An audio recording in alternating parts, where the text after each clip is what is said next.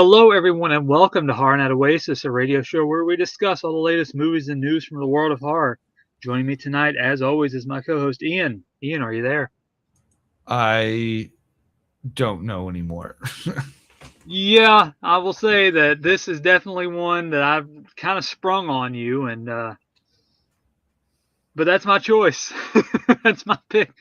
Last week we went through a little bit of like, oh, this one sounded good because they're bad. It sounded good because it's bad with Elf in the Hood, and this one there was no other way around it. Like I had to make this double feature because there was not another film that could go along with our special one that we got just for tonight's show.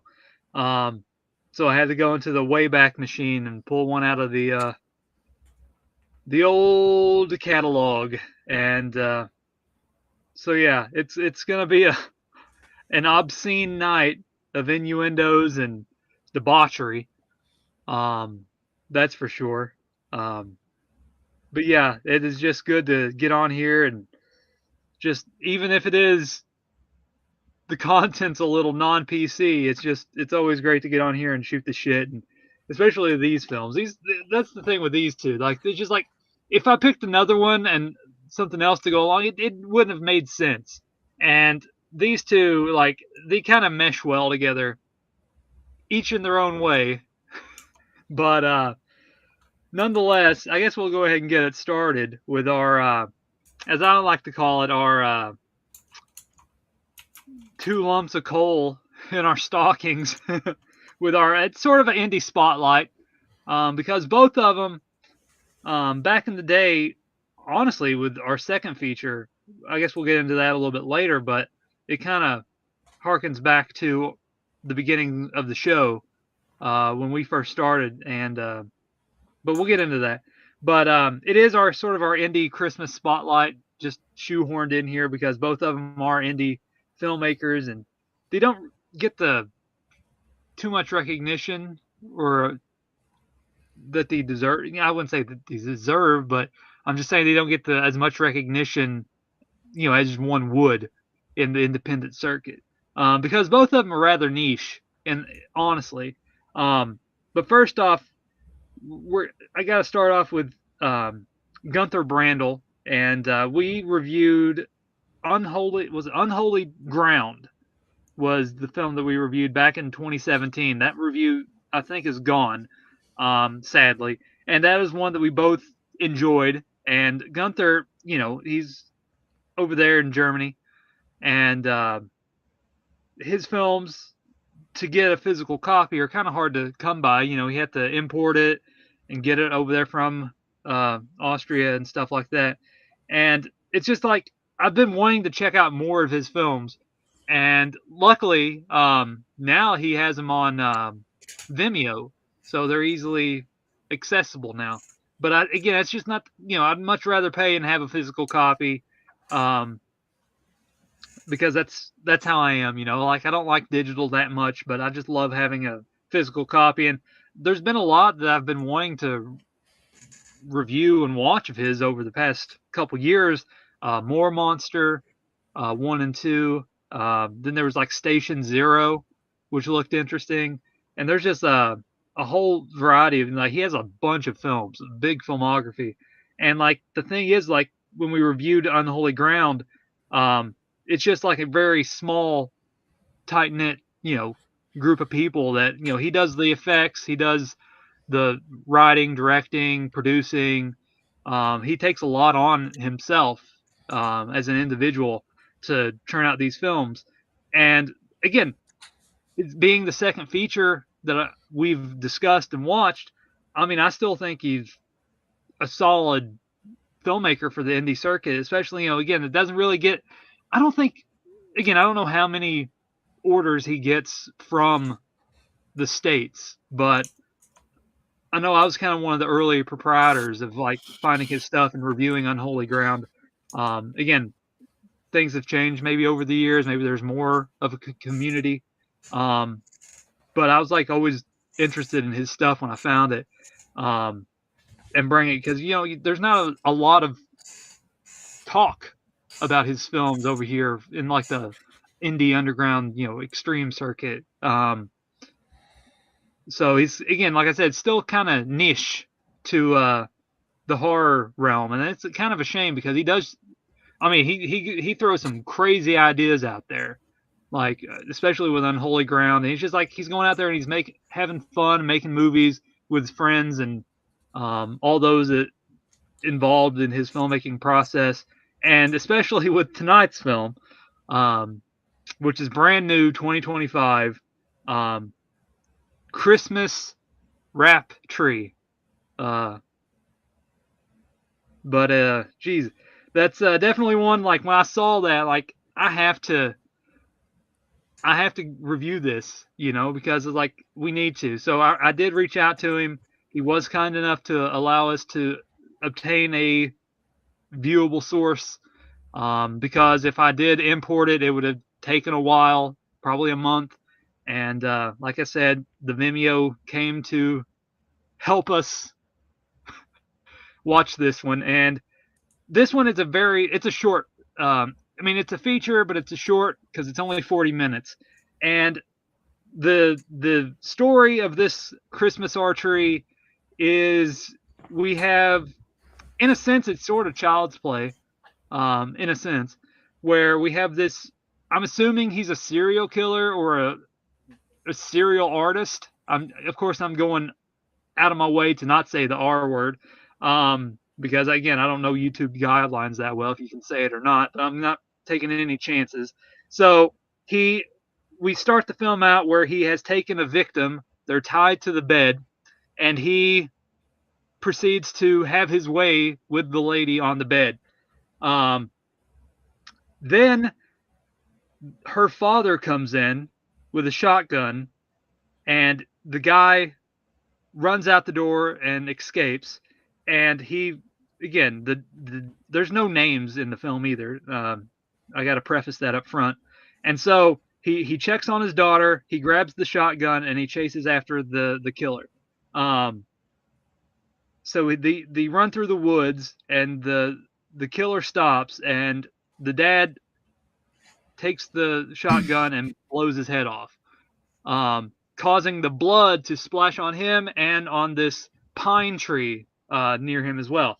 And basically, the blood of the killer is so evil that it soaks into the pine tree and basically comes alive, or his essence is basically absorbed through the tree.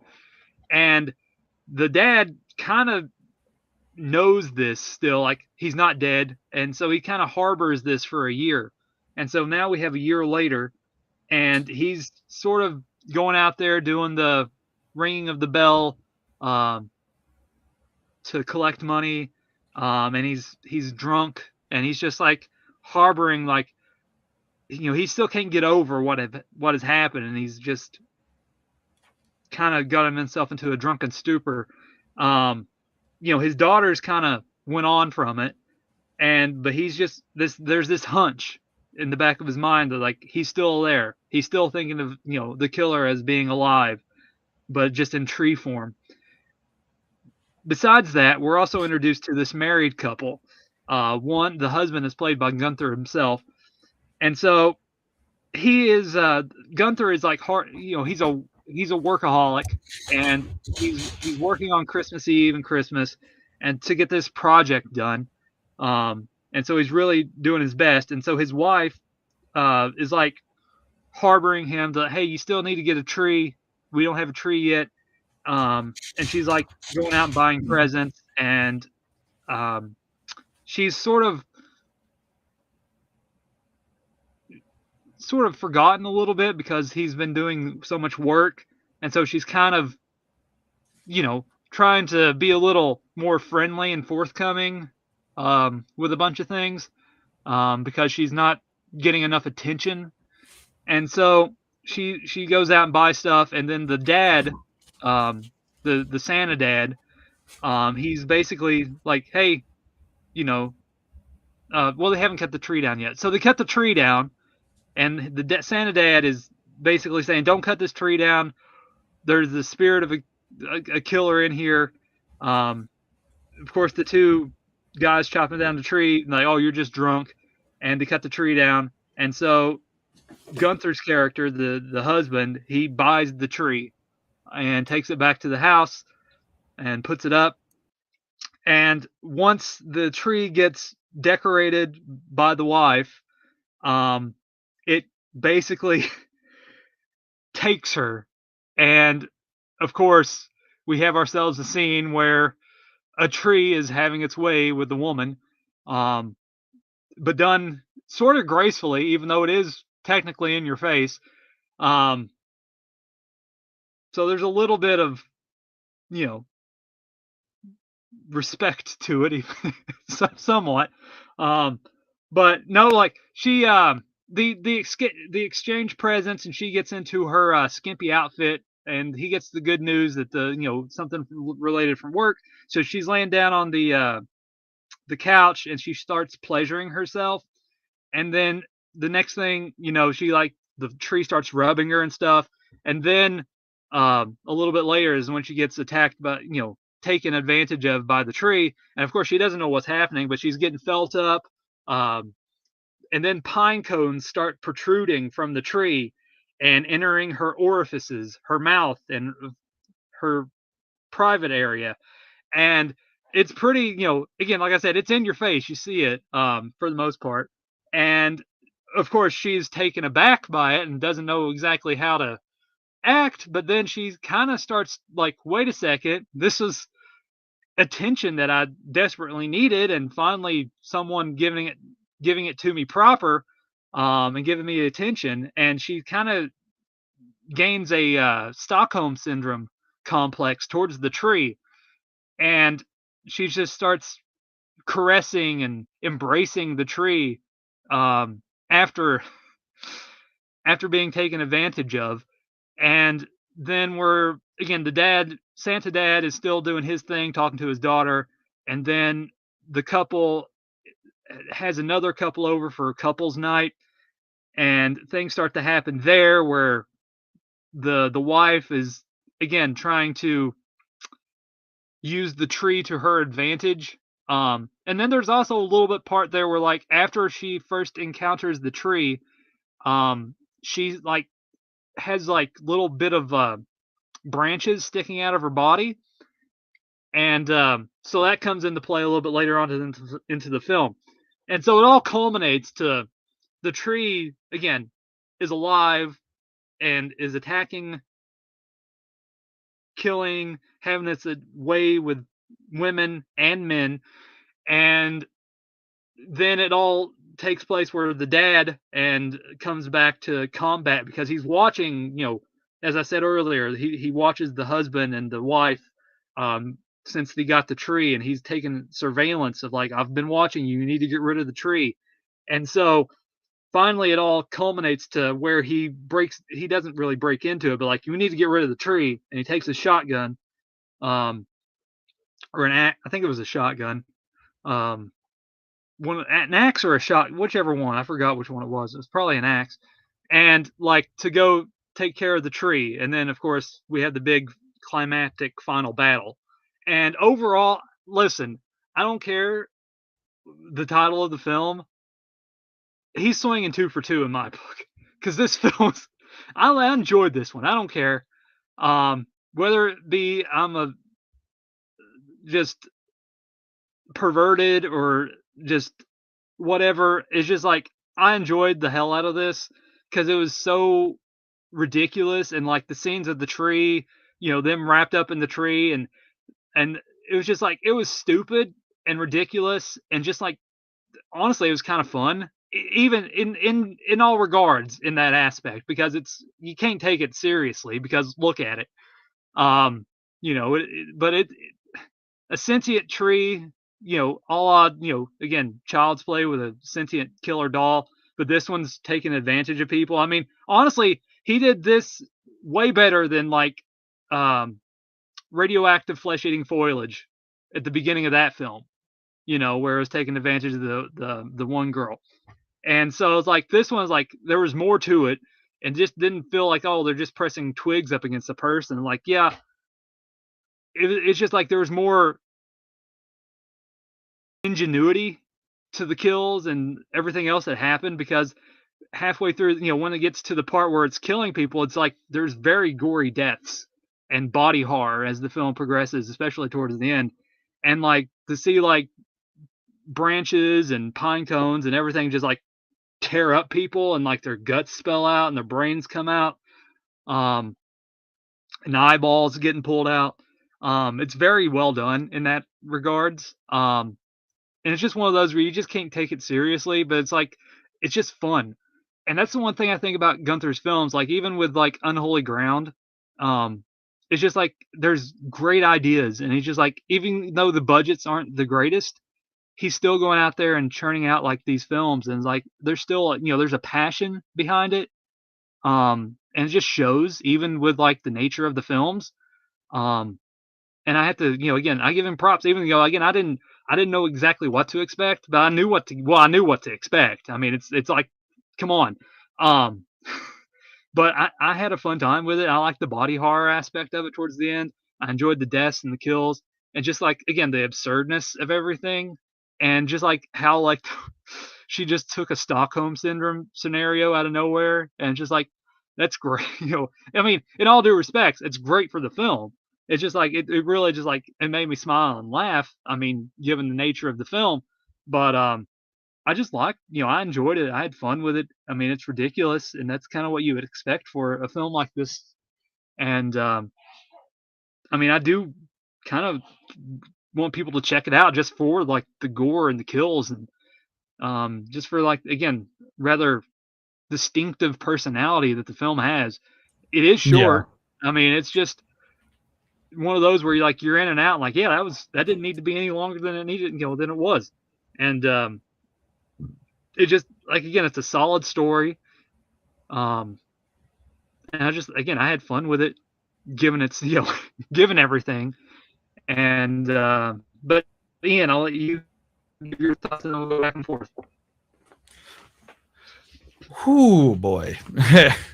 This was interesting movie. It was a lot shorter than I thought Like, it was going to here's be. another thing. I don't mean to interrupt you. Like Oh, you're fine. this is this is the reason. Like, I don't think we don't need him, me to pick anymore, because I pick trash. And I mean that in the most sincere way. I just like trashy films. Yeah. I mean, like, this was like a Child's Play kind of esque film where, um the soul goes into something else, an inanimate object or something's body. Like, it has its moments. I mean, like, the practical effects are so good. I wasn't expecting that. Now there was a part where this girl was cutting the tree up. Spoiler alert, major spoiler, I guess. And you can just see that it's like a plastic Christmas tree. Yeah. I was like, and I like that they didn't See even all the try to metal hide it. arms. Yeah. And the pole connectors. I was like, at least they're not trying to hide that, you know. But it's is one of those weird films. Like, I mean, not a lot happens. I think only a handful of people die. Um, Pretty much the exact same way. There's not like a whole lot of creativeness to it.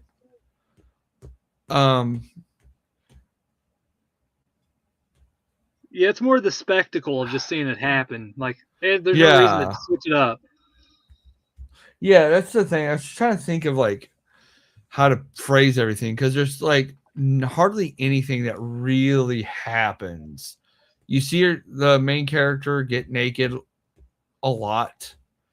She has sex with the tree a few times, and then lures people to it, and it just takes a pretty darker turn. Um, Now this film is a foreign language film. It took me like 5 minutes to realize that, because I was kind of just paying attention to what was going on, and like I was like, oh shit, this is German or something like that. And I was like, No, oh, Austrian. okay. Yeah. Yeah. And I was like, oh, okay. So you got to make sure you turn the subtitles on. But this movie was it was interesting. Um, like the visual effects were great. The cinematography was good. I thought the audio was fairly decent. Yeah. Everything Some looked good. Yeah, some good nudity. You know, that's in there in spades. Yeah, like I mean, and it's all really everything's pretty well shot. Yeah. And the special, like I wasn't expecting the special effects to be as good as it was before a movie like this. I was expecting something like shit. But like this is like a simple 47-minute long movie, less if you don't watch through the credits, and straightforward. You pretty much said the entire like opening, and there's not really a whole lot to talk about with this film because there's nothing really that stands out. I mean, like people getting ripped apart, Well, a first they're tree taken going through advantage people's of, bodies. and then they're ripped apart. Yeah, In gory ways. And again, I don't really want to give too. I mean, there's not really a lot to give away, but again, it's still relatively new, and I do kind yeah. of want No, people to that's check it out because this is just one of those, in my opinion. It's just going to be one of those underground, you know, Christmas movies that like word of mouth in a sense, you know, because it's going to be one of those. It's just going to be hush hush because of the nature of the film. yeah, And again, we're probably the only ones that's going to give it a full quality review like on the yeah. show. As best as we can, because Yeah, that's what I'm trying to. It's hard to navigate newer films, especially short films like this, where there's not like a lot of like things to kind of talk about, because like it's boom, boom, boom, boom, boom. Everything yeah, hits its, because like it's pretty. The first like 5 minutes is the setup, and for the like the backstory of the tree. Then we got the or like how couple. the tree. Yeah. Then we got the couple, and then it's immediately just boom, boom, boom, boom, and everything happens so fast. But there's not a whole lot that does happen. But I mean, it didn't overstay its welcome. No, And I'm it, glad that they made it a short instead of tried to make it a feature length, because I don't see that working. It definitely would have been just like overstaying its welcome by doing the same thing over and over and over again. yeah. I mean, there's like some parts there that like you're kind of questioning like how the get spoilers like she's able to turn into a tree. You know, like that's like. But again, it's one of those things where you just like it doesn't matter. I mean, the movie I'm watching, the brain needs to turn off. It's just a movie. You know, it's one of those where it just like it doesn't matter. You know, she's able to after getting assaulted, she's able to transform into a tree later on. You know, it doesn't matter. You know, it's just like it happens. It happens. It's one of those like it doesn't matter. You know, but it's just like what makes it so like wildly entertaining. You know, we're just like it's stupid things like that. We're like, oh, I'm able to transform into a tree. I'm pine cones, or I'm gonna rape someone with assault someone with a pine cone and then shoot my sap on them. It's just like it's nuts. It's just wild, and it's just a watch. You just one of those where it's just like it's not poorly done. You know, it's not one of those in bad taste. I mean, but I mean, it's well made and everything's like you said, everything's done great. Again, it's just low budget. That's really its only hindrance. But like, I think again, I want to see more of his stuff because like I've always again I enjoyed Unholy Ground, and I'm pretty sure I'll enjoy all his other stuff. And it's again it's harder to get to a physical copy, and because I definitely want to see his other works, because there's some interesting stories, like especially like Station Zero. That one's always intrigued me. So I had to get around to that one eventually, because like his stories are always interesting. You know, I think I said that already, but like it's just like at least it's always something to keep the the indie, you know, just out there stories and not rehashing the same material over and over. And that's why I like seeing like Gunther's stuff. Like, Unholy Ground was a crazy, nunsploitation, demonic, satanic ritual movie with a bunch of demons and evil nuns, and then a giant orgy at the end of it with monsters, and priests and nuns, and there's just like everything in that film. It's like 2 hours almost. Yeah. And it was why, it's just one of those like, dang, this is crazy on this budget, for an indie. And that's again the thing with him, like he puts a lot into it, even though there's like again he puts a lot of effort and heart into it and dedication, given his budget, and I think he makes it work, no matter what it is, especially if it's a tree attacking people. Like honestly, Right. it's like the third killer tree movie I've watched, and this is definitely the better of the three. You know, I mean, it's better than the what was it, Killing Tree, which came out like 2 years ago, which was the exact same thing about a killer dying and transforming into a tree. It wasn't very good. It was stupid and dumb, Yeah. and it was one of those that. But this one, of course, radioactive flesh-eating foliage, which we've discussed numerous times, and just how like lazy that one was. At least this one, it didn't feel lazy. Like you got a lot of stuff in there.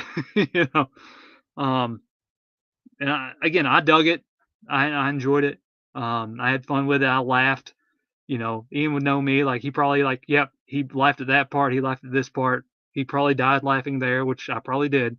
Um, you just know me by now, and I do say check it out. Um, I mean, it's not one of those. Again, it's a tree. It's nothing major, but it's just ridiculous. And if you can put your tongue in your cheek firmly, you'll have a good time with it. Um, Ian, any final thoughts on Christmas Wrapping Tree? Um, None that I can think of. I mean, we covered as much as we can cover. Yeah. Well, that will do it for Christmas Wrapping Tree, and we'll go into our next indie spotlight review of another independent filmmaker, which honestly I don't think he does indie film anymore. He's more of a he writes books, graphic novels, comics, currently, and so like but he still sells. I believe he still sells his films, and that is Kevin Strange. And this is, I think, the second Kevin Strange film I've seen. The first being Cockhammer, and going back to our early days of the show, Cockhammer was had a star in it called Babette Bombshell, and she called in randomly on our third episode that we did, and this is like in the heyday of the show. This is like threw Ian off guard, and so like I mentioned, like the very first film, the film I seen of yours was Cockhammer, which was Kevin Strange, and since then, again, I've just been trying to get more, of the indie underground horror stuff, and again, Hack Movies is the company, and it's sort of Kevin Strange. His films is sort of like a Chris Seaver, with low budget pictures. So if you like stuff like um, Filthy McNasty or any of like the teen ape sort of films, it's sort of the same mentality where it's just vulgarities, sexual humor, pot humor, um, lowbrow humor, scat humor, fart jokes, dick jokes, everything the like, and done with sort of ICP, insane clown posse sort of mentality, sort of a juggalo mentality, where they're just acting stupid and dumb for just the sake of being dumb. And the film is Nixon and Hogan Smoke Christmas, and I believe this is like I don't know, they did some other Nixon and Hogan films. They're sort of like the Jay and Silent Bob of the hack movie universe in a sense, where they're just sort of dumb and they smoke and they want to talk about sex basically. And Nixon and Hogan Smoke Christmas. Go ahead and put the poster up, Ian. Takes place on Christmas, and so Nixon is basically wanting. What does he say he wants to do? A shot of the tits. He wants to look at a shot of the tits, and basically he wants to get his rocks off. Just leave him alone, let him smoke weed, and let him get one out. And everything is interrupting him. The carolers, Hogan calls him, um, and then eventually Santa interrupts him. But before we get there, basically, Hogan and Nixon and Hogan, they're just two best buds, and again, they're just shooting the shit, just talking about sexual awakenings and innuendos and butt stuff. And there's a lot of one-liners. So if you like one-liners, this is the film for you. There's just the dialogue is just, even though it's vulgar, it's sort of like eloquent and just like the wordings and rhymings of everything that's spoken. Which I'll get into like some of the lines a little bit later. But basically, Nixon and Hogan Hogan comes over to Nixon's house, and basically it says if Santa comes through that door, something I forgot what the line was, and then Santa comes through the door, and basically Nixon wished for this special type of weed, and Santa had to go to Sarsaparilla the weed witch to steal it, and basically he smoked some of it, which caused him to turn into a zombie. And so Santa's undead, and basically he needs to finish the rest of his delivering gifts to 3 more people. And if he doesn't get the deliveries done, there will be no Christmas for the foreseeable future. And something else will happen with Sarsaparilla the Weed Witch. And so it's up to Nixon and Hogan to go deliver the last 3 gifts.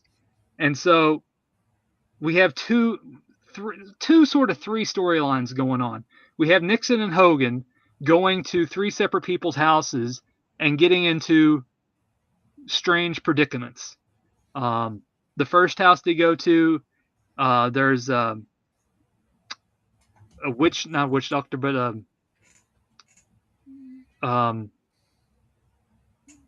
sort of an evil lord that calls forth a tentacle monster. And then the second house is like a pumpkin man creature. And then the third one is a guy that kidnaps who he believes is Santa Claus. So it's like it's their storylines interspersed with Santa, who is at the house, and then he gets knocking on the door, and then there's 2 ladies there, and then there's a threesome involved, and then Sarsaparilla comes along, kidnaps Santa, and turns the 2 ladies he's having a threesome with into pig face monsters. They have snouts. Turns them into minions with like these tentacle arms as well. And so it's just all the crazy happenings of a crazy neighborhood in Strangeville. And overall, again, if you like Chris Seaver, works. This is gonna be right up your alley because it's just a lot of sexual humor and scat jokes and poop humor. Um, I mean, there's a scene where like Nixon is like, "Oh, my stomach's killing me," and then he goes into the bathroom and he shits in a bathtub because the doctor created this thing that goes this device that you use to suck poop out. It's wild, just like the conversation. So it's definitely one. It's just, I wouldn't say it's like vulgar. It's just there's a lot of profanity and just a lot of scat humor and sexual innuendos and sex jokes and all that stuff. So if you dig that stuff, sort of again like a Chris Seaver film, and just like sort of the gross out humor, this has it in spades. And just like doofiness, because it's just like doofy. Two stupid guys acting stupid and doofy, and just like they're having fun doing it. That's like the thing. Like both of them, both this and Christmas Tree, just like they're having fun making us a dumb movie. And that's the thing. Like you can just see it in spades. Like there's a little charm to it, and so that's technically the gist of it. And I dug it. It kind of wears thin a little bit towards the last act, where it's just like, okay, I get it. So it's one of those where I'm glad it's sort of like 70 minutes and like very short, because if it was any longer, it'd probably overstay its welcome, and you'd become numb to it and like get on with it. You're stuck. Your point's already made.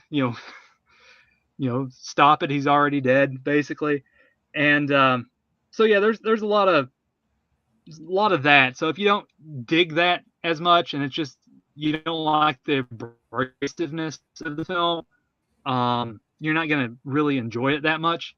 So like I said, if you don't like, say, like the Jay and Silent Bob type of humor, you're not gonna really dig this one that much, because it's just that much more in spades. you know, um, think of it like Clerks 2, but like with a lot more poop, in a sense. There's just, but again, I dug it for what it was, and again, some of the scenes were just ridiculous. The threesome scene with Santa and the two bitches, and then like all the things that were happening in there with like he picks up the cucumber and he's like pointing at one girl and she's saying no, and he points it at the other girl and she's saying no, and then he points it himself and he shakes his head yes, and then the next thing you see is them take the cucumber and they're double handing it into his anus, with the suit on. So it's just like, it's ridiculous like that. And then there's an eggplant that gets involved. So it's just like the ridiculous, just like over the top aspects of the film. They're just like, that just make you, smirk and laugh and like, that's stupid as fuck, Of course, with Nixon and Hogan and their antics and, all the three people that go to the house and everything going on with them. I mean, it's a wild watch, and it's just one of those like, what is this? It's just one of those stupid movies, sort of like It's Not Delivery, It's Demonic, where you're just like, if me and you watch this scene, we're just like, this is ridiculous and stupid, and we'd have fun with it because we're just riffing on it. And but yeah, Ian, what's your thoughts? And then we'll go back and forth. Oh boy, this one. Not a lot happens except for them just going around smoking weed and talking a lot. I mean, it's funny. It was pretty funny. I'm not a big like stoner comedy kind of person. Mostly because I've never smoked pot. I probably would understand it if I did. I'm not saying that's bad. It's just not necessarily up my alley, but it was absolutely ridiculous. Santa Claus taking a big shit saying Merry Christmas and like just all the hijinks they were going up to, happened to go around, give people gifts and all that to save Christmas because Santa smoked the wrong bag of weed. And I was just like, this is hilarious. Yeah, And and just so sarsaparilla absurd. too, and like Yeah. her what she wants to do to Santa at the end of the film, to all that stuff. Again, you know, like what it says, even now his bunghole drips with the essence of Christmas. Yeah, that just the shit that was being said Yeah, was just absolutely insane. And I was just like, I didn't know what was going to happen next. And I mean, you could tell this is a low budget film. That they really just went in this to be goofy as hell. um, just mostly comprised of a bunch of potty humor and stoner humor and like dick jokes and like random girls coming to the house and being like, "This is Santa," and I've always wanted to fuck Santa, even though if he does look kind of rough. yeah, Like that was back in my pillow humping days, and I was like, "Oh my fucking god, this is ridiculous." And I mean, it. This is not a movie like that, tries to take itself seriously in the slightest. no, They, it's definitely you know, it's campy. bad. They know Yeah, it's bad. They and made the it to be yeah, bad on purpose. yeah, it's definitely that.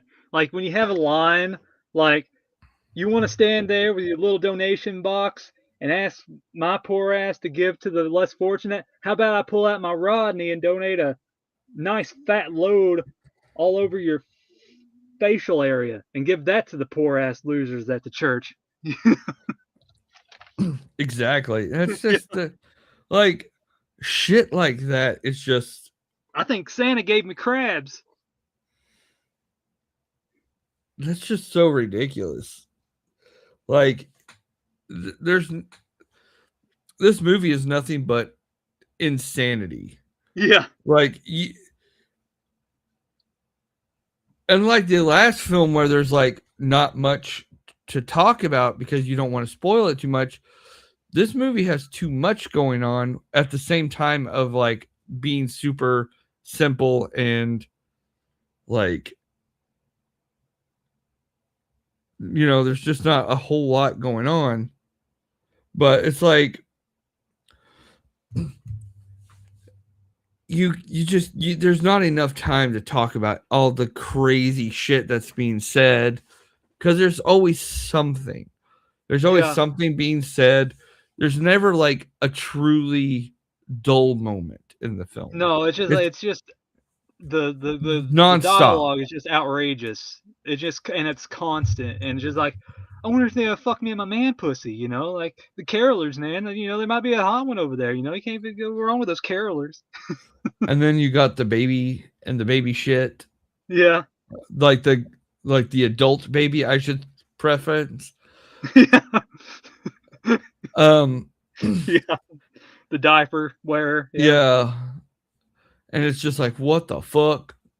And Jet came out of And, nowhere. And it's just things and like then that. and then the doctor that created the pumpkin man, like, well, yeah, I just wanted to switch their genes, and because they get tired of their soft tomato skin. You get tired of just having sex with a tomato. I want the real thing. And he creates, he wants to create vegetable people to have sex with.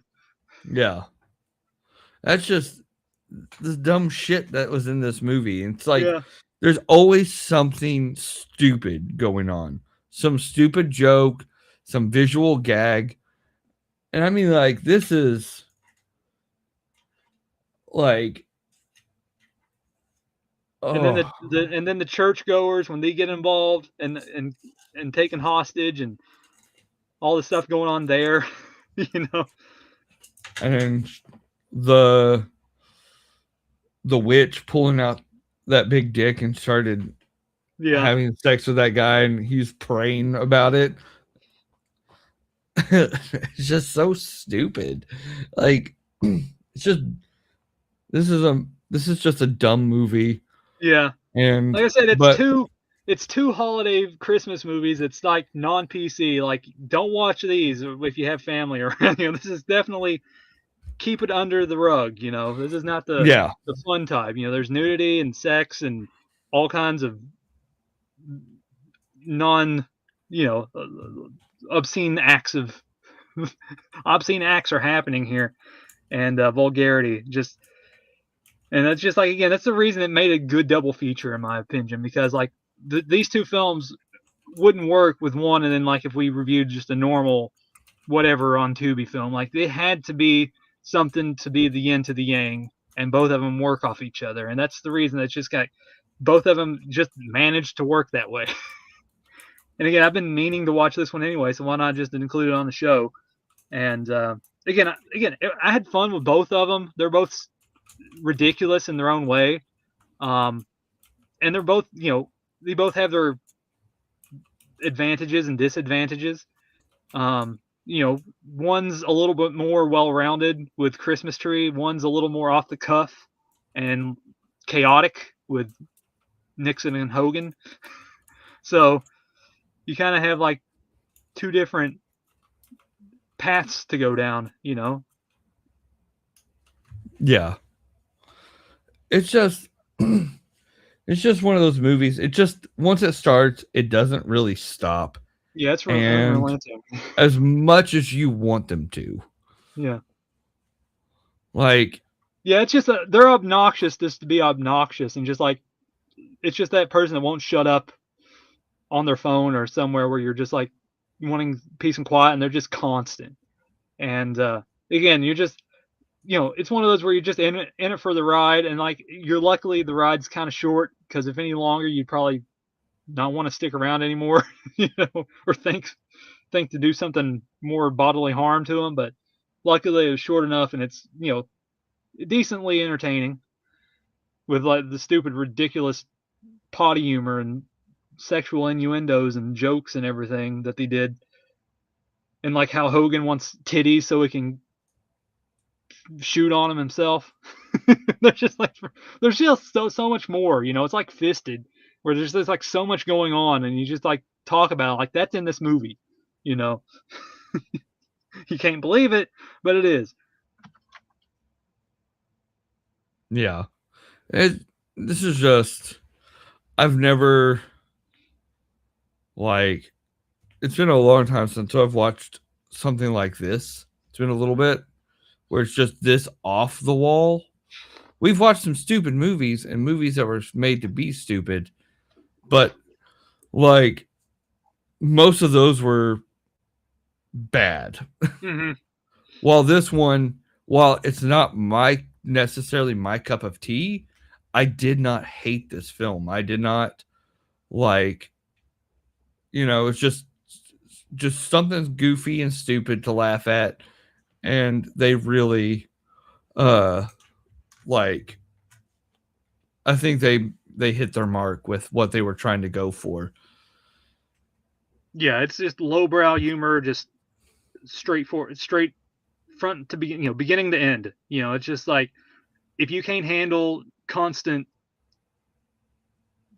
sex jokes, scat jokes, poop, pee, cum,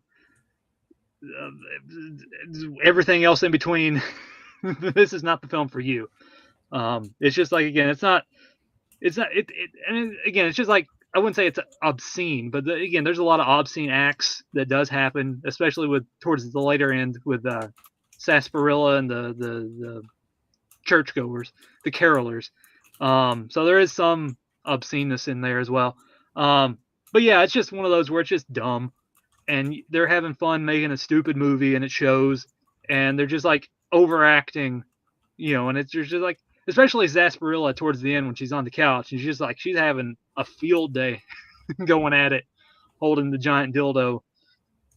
and she's just Yeah. like she is into that character, and it shows. Yeah, it was you can definitely say it was an interesting film. Yeah, it was.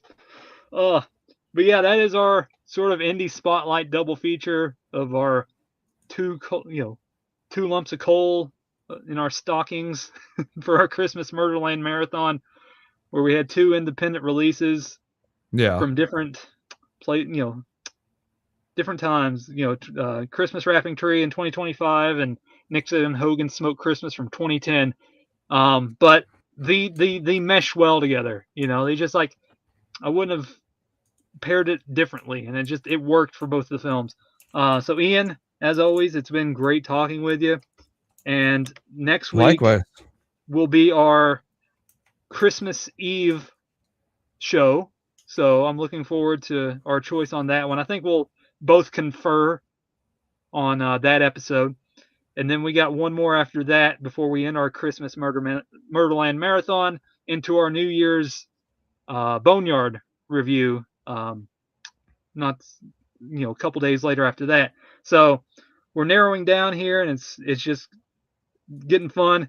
And honestly, like after this one, because again, our first two episodes of the Christmas Murderland were kind of not the greatest. So Yeah. these two kind of picked us up, and I had fun with both of them. At least you're gonna do vulgar, at least do it right, and these two did it right. Not to Yeah. say elf, they kind of warranted everything, with Elf in the Hood didn't.